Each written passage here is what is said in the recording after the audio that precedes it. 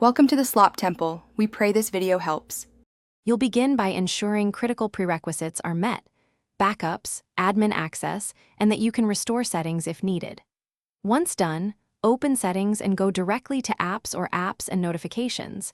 This is where uninstall, disable, or force stop controls live.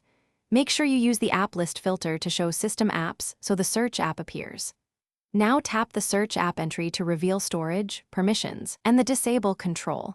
This is where you start deactivating functionality.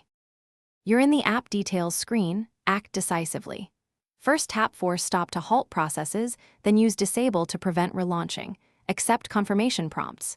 If disable is grayed out, switch off device admin privileges and try again.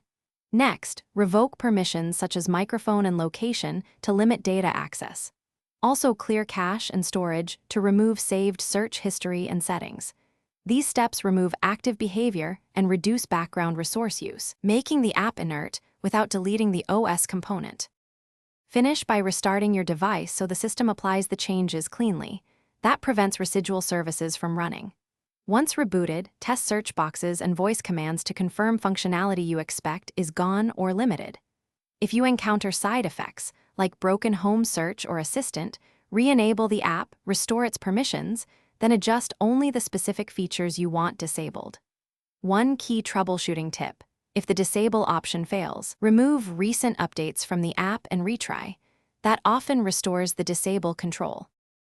Thanks for watching. Consider subscribing if we helped you.